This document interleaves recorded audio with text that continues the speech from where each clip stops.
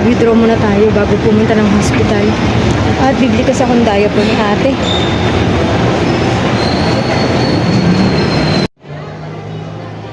Naka-withdraw na.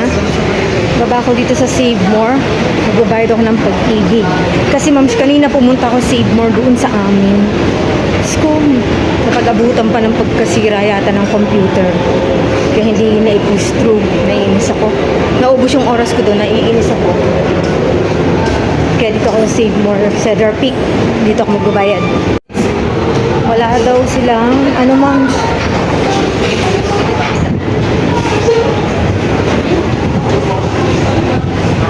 Wala sila for Pag-ibig ngayon.